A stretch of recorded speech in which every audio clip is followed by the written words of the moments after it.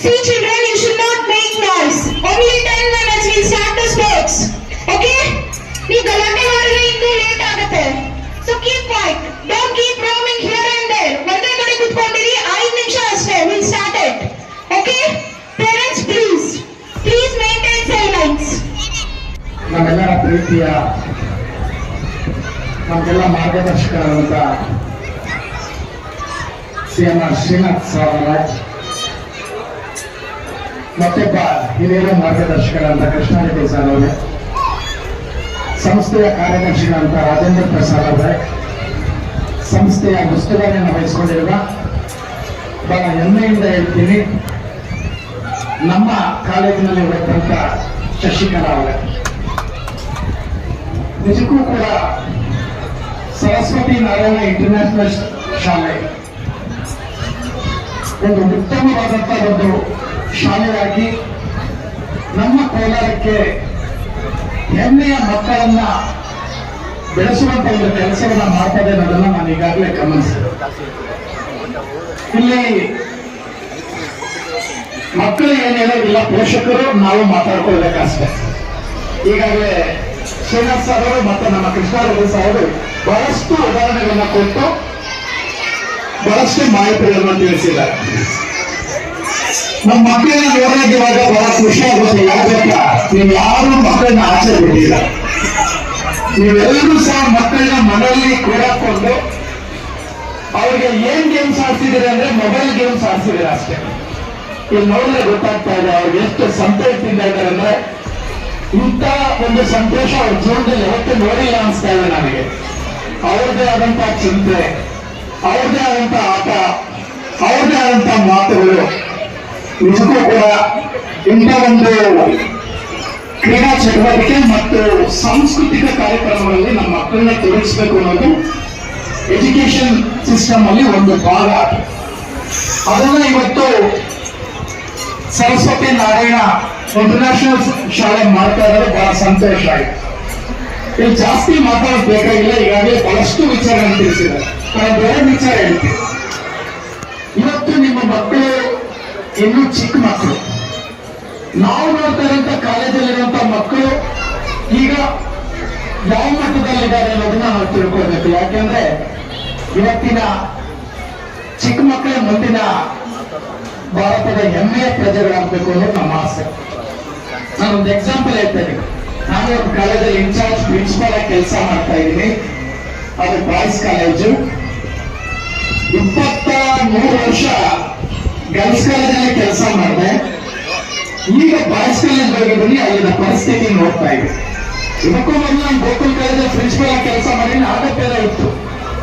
ಆದ್ರೆ ಇವತ್ತಿನ ಕಾಲಕ್ಕೆ ಒಂದೆರಡು ಎಕ್ಸಾಂಪಲ್ ನಿಮ್ಗೆ ಹೇಳ್ತೀನಿ. ಯಾಕಂದ್ರೆ ಮಕ್ಕಳನ್ನ ನಾವು ಎಷ್ಟು ಚೆನ್ನಾಗಿ ನೋಡ್ಕೋಬೇಕು, ಯಾವ ರೀತಿ ಬೆಳೆಸ್ಬೇಕು ಅನ್ನೋದು. 2-3 ದಿವಸದಿಂದಲೇ ಹಾಸ್ಟೆಲ್ ಮಕ್ಕಳು ಯಾವಾಗ ಹೋಗ್ತಾ ಇಲ್ಲ ಸರ್ ಅಂತ ಕಂಪ್ಲೇಂಟ್ ಮಾಡೋದು. ನಾನು ಒಂದು 6:30-7 ಗಂಟೆಗೆ ಹಾಸ್ಟೆಲ್ ಹೋಗಿದೆ, ನಿಂತ್ಕೊಂಡಿದ್ದೀನಿ. ನಮ್ಮ ಮಕ್ಕಳೆಲ್ಲ ಇದ್ದಾರೆ ಅಲ್ಲಿ. ಏನ್ ಮಾಡ್ತಾ ಇದ್ದಾರೆ ಅಂದ್ರೆ, ಆರಾಮಾಗಿ ಬೆಡ್ ಮೇಲೆ ಮಲಗಿದ್ದಾರೆ. ಸರ್ಕಾರ ಊಟ ಹಾಕುತ್ತೆ. ಸರ್ಕಾರ ಮಾಡೋದು ಒಳ್ಳೇದಕ್ಕಾಗಷ್ಟೇ, ನಮ್ಮ ಮಕ್ಕಳು ಬಡ ಮಕ್ಕಳು ಬೆಳಿಲಿ ಅನ್ನೋದಕ್ಕೆ ಮಾಡಿರುವಂತ ಕೆಲಸ. ಆದ್ರೆ ಎಂತ ಪರಿಸ್ಥಿತಿ ಬಂದಿದೆ ಅಂತ ಹೇಳಿದ್ರೆ, ಅಲ್ಲಿ ಎಲ್ಲ ಮಕ್ಕಳನ್ನ ಮಲಗಿದ್ದಾರೆ. ಸುಮಾರು 11 ಜನ ನನ್ನ ಸ್ಟೂಡೆಂಟ್ಸೇನೆ. ಯಾಕಂದ್ರೆ ನಾನು ಒಂದು 4 ತಿಂಗಳಾಗಿದೆ ಅಷ್ಟೇನೆ. ಹೋಗಿ ನೋಡಿದ್ರೆ ಎಲ್ರ ಕೈಯಲ್ಲೂ ಮೊಬೈಲ್ ಇದೆ.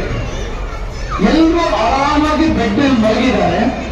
ಅವ್ರದ್ದು ಆದಂತ ಚಿಂತೆಗಳಿದ್ದಾರೆ. ಒಬ್ಬ ಪ್ರಿನ್ಸಿಪಾಲ್ ಬಂದಿದ್ದಾರೆ ಅಂತ ಕೂಡ ಅವ್ರು ನನ್ನ ಕಡೆ ನೋಡ್ಲಿಲ್ಲ. ಇನ್ನು ಯಾವ ಮಟ್ಟದಲ್ಲಿ ನಮ್ಮ ಮಕ್ಕಳಿದ್ದಾರೆ, ಇನ್ನ ಮುಂದೆ ಈ ಮಕ್ಕಳು ಯಾವ ರೀತಿ ಬೆಳೆಸ್ಬೇಕು ಅನ್ನೋದು this is the main example. ಸ್ವಲ್ಪ ಯೋಚನೆ ಮಾಡಿ. ಇನ್ನೊಂದು ಉದಾಹರಣೆ ಹೇಳ್ತೀನಿ. ಮಕ್ಕಳಲ್ಲಿ ನಾವು ಸಂಸ್ಕೃತಿ ಸಂಸ್ಕಾರ ಬಹಳ ಮುಖ್ಯ. ಒಂದು ಹೆಣ್ಣು ಮಗಳು ಪ್ರಿಲಿಮ್ಸ್ ಅಲ್ಲಿ ಪಾಸ್ ಆದ್ಲು IAS UPSC ಪರೀಕ್ಷೆಯಲ್ಲಿ. ಅದಾದ್ಮೇಲೆ ನಮ್ಗೆ ಒಂದು ಬಾಂಧವ್ಯ ಇದೆ. ಒಂದು ಸಣ್ಣ ಅಂಗಡಿ ಇಟ್ಕೊಂಡಿದ್ದಾರೆ ಸುಭದ್ರಲ್ಲಿ, ನಾಗೇಂದ್ರ ಶೆಟ್ಟಿ ಅಂತ. ಆ ಸಣ್ಣ ಅಂಗಡಿ ಇಟ್ಕೊಂಡಿರುವಂತವರು ಅವರ ಮನೆಯಿಂದ ನಮ್ಮ ಮನೆಗೆ ಕರ್ಕೊಂಡು ಬಂದ್ರು. ನಮ್ಮ ಕಾಲಕ್ಕೆ ನಮಸ್ಕಾರ ಮಾಡಿಸಿ, ನನಗೂ ನಮ್ಮ ಶ್ರೀಮತಿ ಅವರಿಗೆ. ಏನಕ್ಕಪ್ಪ ಇದೆಲ್ಲ ಬೇಡ ಅಂತಂದ್ರೆ ಇಲ್ಲ ಸರ್, ನಿಮ್ಮಂಥವ್ರ ಆಶೀರ್ವಾದ ಬೇಕು ಅಂತ ನಾನು ಅದೊಂದು ದೊಡ್ಡ ಹೆಗ್ಗಳಿಕೆಯಿಂದ ಹೇಳ್ತಾ ಇದ್ದೀನಿ. ನಾನು ಅವಾಗ ಅಂದ್ಕೊಂಡೆ ಎಷ್ಟು ಸಂಸ್ಕಾರ ಕಲಿಸಿದ್ದಾರೆ ಈ ಮಗುಗೆ ಅಂತ. ಆಮೇಲೆ IAS ಮೈನ್ಸ್ ಎಕ್ಸಾಮ್ ಬರೆದು ಈಗ ಪಾಸ್ ಆಗಿದ್ದಾರೆ. ನೋಡಿ ಎಷ್ಟು ವ್ಯತ್ಯಾಸ ಇದೆ ಮಕ್ಕಳಲ್ಲಿ ಅನ್ನೋದಕ್ಕೆ ನಾನು ಎಕ್ಸಾಂಪಲ್ ಕೊಡ್ತಾ ಇದ್ದೆ. ತಂದೆ ತಾಯಿ ನಾವು ಇವತ್ತು ನಮ್ಮ ಮಕ್ಕಳನ್ನ ಎಷ್ಟು ಭದ್ರವಾಗಿ ಬೆಳೆಸಬೇಕು, ಎಷ್ಟು ಅವರಿಗೆ ಸಂಸ್ಕಾರ ಕಲಿಸ್ಕೊಡ್ಬೇಕು, ಸಂಸ್ಕೃತಿಯನ್ನ ತಿಳಿಸ್ಕೊಡ್ಬೇಕು ಅಂದ್ರೆ ಪ್ರತಿಯೊಂದು ಮನೆಯಲ್ಲಿ ಸಹ ಅವರಿಗೆ ಇಂಥ ಒಂದು ಪಾಠವನ್ನು ಹೇಳ್ಕೊಡ್ಬೇಕಾಗಿದೆ. ಹಿರಿಯರಿಗೆ ಗೌರವ ಕೊಡುವಂತ ಕೆಲಸ, ಗುರುಗಳಿಗೆ ಗೌರವ ಕೊಡುವಂತ ಕೆಲಸ, ಮತ್ತೆ ಸಮಾಜದಲ್ಲಿ ಯಾವ ರೀತಿ ಮಾತಾಡಬೇಕು ಇದನ್ನ ನಮ್ಮ ಮಕ್ಕಳು ಕಲಿಸ್ಕೊಡ್ಬೇಕು. ಯಾಕಂದ್ರೆ ಈಗ ಮಕ್ಕಳು ನಾವೇನು ಹೇಳಕ್ಕಾಗಲ್ಲ, ಅವ್ರೇನಿದ್ರು ಸಹ ಅವ್ರದೇ ಆದಂತ ಚಿಂತೆ ಇದ್ದಾರೆ. ನಾವು ಮಾತಾಡ್ಕೊಳ್ಬೇಕು, ಯಾಕಂದ್ರೆ ನಾವೆಲ್ಲ ಪೇರೆಂಟ್ಸ್. ಆಮೇಲೆ ಬಹಳಷ್ಟು ಆಸೆಗಳು ಇಟ್ಕೊಳಕ್ ಹೋಗ್ಬೇಡಿ. ನನ್ನ ಮಗ ಡಾಕ್ಟರ್ ಆಗ್ಬೇಕು, ನನ್ನ ಮಗ IAS ಆಫೀಸರ್ ಆಗ್ಬೇಕು, ನನ್ನ ಮಗ ಇದಾಗಬೇಕು, ಟೀಚರ್ ಆಗ್ಬೇಕು ಅನ್ನೋದು ಯಾವ್ದಾರ ಒಂದು ಫಂಕ್ಷನ್ ಅಲ್ಲಿ ನಾವು ಎಷ್ಟು ಜನ ಟೀಚರ್ ಆಗ್ತೀವಿ ಕೈ ಹತ್ತಿರ ಅಂದ್ರೆ ಯಾವ ಕೈ ಆಗ್ತಾರ ಬಂದಿರೋದು. ಇಂಥ ಕಾಲ ಬಂದಿದೆ. ಇನ್ನೊಂದು ಎಕ್ಸಾಂಪಲ್ ಹೇಳಿ ನನ್ನ ಮಾತನ್ನು ಮುಗಿಸ್ತೀವಿ. ಇದಕ್ಕೆ ಹಿಂದೆ ಒಂದು 2 ಬೀಳಿಯ ನೋಡಿದೆ. ಒಂದು 2 ದಿವಸದ ಹಿಂದ್ಗಡೆ ಅವತ್ತ ಮಾಸ್ಕ್ ಹತ್ರ ಇತ್ತು. ಏನು ಸರ್ ಒಂದು ಸ್ವಲ್ಪ ನೋಡಿ ಅಂತಂದ್ರು. ಇಬ್ಬರು 4-5 ಜನ ಹುಡುಗರು ಕೂತ್ಕೊಂಡಿದ್ದಾರೆ. ಸ್ಟೂಡೆಂಟ್ಸ್ ಎಷ್ಟೇ ಕ್ಲಾಸ್ ಸ್ಟೂಡೆಂಟ್ಸ್ ಅಂದ್ರೆ ಭಯ ಆಗ್ತದೆ. 9ನೇ ಕ್ಲಾಸ್ ಸ್ಟೂಡೆಂಟ್ಸ್ ಕೂತ್ಕೊಂಡು ಗಾಂಜಾ ಹೊಡಿತಾ ಇದ್ದಾರೆ. ಇವತ್ತಿನ ಕಾಲಕ್ಕೆ ಆಗ್ತಾ ಇರೋದು ಏನು ಅನ್ನೋದು ಜೈನಗರದವ್ರಿಗೆ ಚೆನ್ನಾಗಿ ಗೊತ್ತಿದೆ. ನಾನು ಹೇಳೋದು ಬೇಕಾಗೇ ಇಲ್ಲ. ಇತ್ತೀಚೆಗೆ ಆದಂತ ಒಂದು ಮರ್ಡರ್ ಬಗ್ಗೆ ಗಾಂಜಾ ಹೊಡೆದ್ಬಿಟ್ಟಿದ್ದಾರೆ. ನಾನಿದು ರಿಯಲ್ ಫ್ಯಾಕ್ಟ್ ಹೇಳ್ತಾ ಇದ್ದೀನಿ. ಮೊನ್ನೆ ವಿಡಿಯೋ ನೋಡಿ 6 ಜನ ಕೂತಿದ್ದಾರೆ. ಗಾಂಜಾ ಹೊಡೆದು ಅವ್ರು ಮಾತಾಡ್ತಾ ಇದ್ದಾರೆ. ಏನ್ ಮಾತಾಡ್ತಾ ಇದ್ದಾರೆ ಅಂದ್ರೆ ಒಬ್ಬ ಟೀಚರ್ ಬಗ್ಗೆ ಮಾತಾಡ್ತಾ ಇದ್ದಾರೆ. ನಾವು ಇನ್ನೇನ್ ಮಾತಾಡ್ಬೇಕು ಯೋಚನೆ ಮಾಡಿ. ಇವತ್ತಿನ ಸಮಾಜದಲ್ಲಿ ಗುರು ಹಿರಿಯರಿಗೆ ಗೌರವ ಕೊಡಬೇಕು ಅನ್ನೋದಲ್ಲ. ಒಬ್ಬ ಹೆಣ್ಮಗಳು ಟೀಚರ್ ಬಗ್ಗೆ ಅವ್ರು ಮಾತಾಡ್ತಾ ಇರೋ ಮಾತನ್ನು ನಾನು ಹೇಳಕ್ಕೂ ಸಾಧ್ಯನೇ ಇಲ್ಲ ಬಿಡಿ. ಅದನ್ನ ಹೇಳಿದ್ರೆ ನಮ್ಮ ಸಮಾಜಕ್ಕೆ ಅದು ಭಾರತದಲ್ಲಿ ಇಂಥ ಮಕ್ಕಳಿದಾರ ಅಂದ್ರೆ ಇದ್ದಾರೆ. ಅದನ್ನ ಬದಲಾವಣೆ ಮಾಡಬೇಕಾಗಿರೋದು ನಮ್ಮ ಕೆಲಸ, ಪೋಷಕರಾದಂತ ನಿಮ್ ಕೆಲಸ. ನಾನು ಇಷ್ಟೇ ಹೇಳೋದು, ಜಾಸ್ತಿ ಹೇಳಕ್ ಬೇಡ.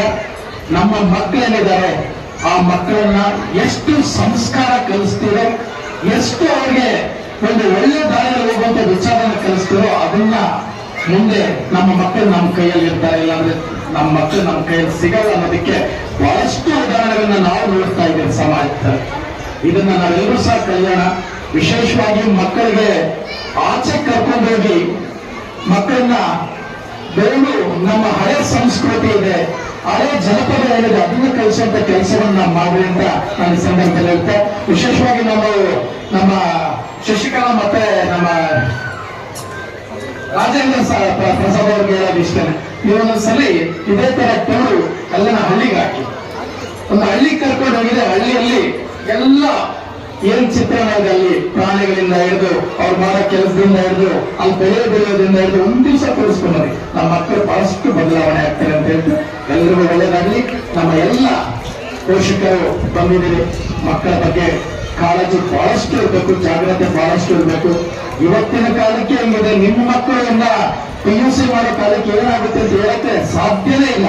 ಅದರಲ್ಲಿ ನಮ್ಮ ಮಕ್ಕಳನ್ನ ಒಳ್ಳೆದಾಗಿ ಕೊಂಡೊಯ್ಯಬೇಕು ಅನ್ನೋದು ನಿಮ್ ಕೆಲಸ ಆಗಿರ್ಲಿ. ಆಮೇಲೆ ಯಾವುದು ಬಲವಂತ ಮಾಡೋರು, ಯಾವುದಾದ್ರು ಬೇಕಾದ್ರೆ ಹೋಗ್ಲಿ, ಅದಕ್ಕೆ ಇಂಪಾರ್ಟೆನ್ಸ್ ಕೊಡುವಂತ ಕೆಲಸವನ್ನ ನೀವು ಮಾಡಿ ಅಂತ ಒಂದೇ ಒಂದು ಲಾಸ್ಟ್ ಮಾತು ಹೇಳ್ತೀನಿ. ಮುಖೇಶ್ ಮೊನ್ನೆ ತಾನೇ ಚೆಸ್ ಚಾಂಪಿಯನ್ಶಿಪ್ ಅನ್ನ ಪಡ್ಕೊಂಡ. ಇಂಟರ್ನ್ಯಾಷನಲ್ ಚಾಂಪಿಯನ್ಶಿಪ್ ಅಲ್ಲಿ ಯಂಗ್ ಬಾಯ್ ಅವನು, 18 ವರ್ಷದ ಹುಡುಗ. ಒಬ್ಬ ಶ್ರೇಷ್ಠ ಚೆಸ್ ಆಟಗಾರನ ಸೋಲಿಸ್ದ ಅಂದ್ರೆ ಯಾರು ಏನ್ ಬೇಕಾದ್ರೂ ಸಾಧ್ಯ ಮಾಡ್ತಾರೆ. ಇನ್ನೊಂದು ವಯಸ್ಸು ನಮ್ಮ ಕೋಲಾರದಲ್ಲೇ ಫಸ್ಟ್ ಟೈಮ್ ಬಂದಂತ KR ನಂದಿನಿ, ನನ್ನ ಕಸಿನೇ KR ನಂದಿನಿ ನೀವು ನೆನ್ಸ್ಕೊಳ್ಬೇಕು. ನಮ್ಮ ಮಕ್ಕಳಿಗೆ ಅಂಥವ್ರ ಬಗ್ಗೆ ಹೇಳಿ ಅವ್ರನ್ನ ಬೆಳೆಸುವಂತ ಕೆಲಸ ಮಾಡಿ ಅಂತ ಹೇಳ್ತಾ ಎಲ್ಲರಿಗೂ ಒಳ್ಳೇದಾಗ್ಲಿ. ವಿಶೇಷವಾಗಿ ನಮ್ಮ ಮಕ್ಕಳು ಎಲ್ಲರೂ ಸಹ ಸರಸ್ವತಿ ನಾರಾಯಣ ಇಂಟರ್ನ್ಯಾಷನಲ್ ಶಾಲೆ ಒಂದು ಅದ್ಭುತವಾದಂತ ಪ್ರಗತಿಯನ್ನು ಕೊಡ್ತಾ ಶಾಲೆ. ಅಲ್ಲಿ ನಾಡಿಗೆ ಕೇಳುವಾಗ ಎಲ್ಲಾ ಮಕ್ಕಳು ನಾನು ಗಮನಿಸಿದೆ. ಅವರ ಲಿಫ್ಟ್ಮೆಂಟ್ ನಾನು ನೋಡಿದೆ. ಎಲ್ಲ ಮಕ್ಕಳು ಆಡ್ತಾ ಇದ್ರು. ಅವಾಗ ಅಂದ್ಕೊಂಡೆ ನಾನು, ಇಲ್ಲ ಇಲ್ಲಿ ಒಂದು ಒಳ್ಳೆ ರೀತಿಯ ಶಿಕ್ಷಣ ಕೊಡ್ತಾ ಇದ್ದಾರೆ ಅಂತ.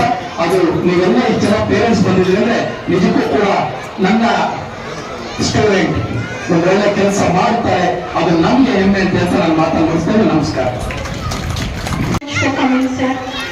ಇಷ್ಟು ಬಿಸಿ ಸ್ಕೆಡ್ಯೂಲ್ ಇದ್ರು ನೀವು ಇಷ್ಟೊಂದು ಟೈಮ್ ಸ್ಪೆಂಡ್ ಮಾಡಿದ್ದೀರಾ. Thank you so much, it means so lot. And I know parents and children are eagerly waiting, and simply the last 5-10 minutes will definitely start our sports, okay? Thank you so much for coming. For this, I call upon our Secretariat, Mr. Rajendra Prasad sir, to do the guest of honor.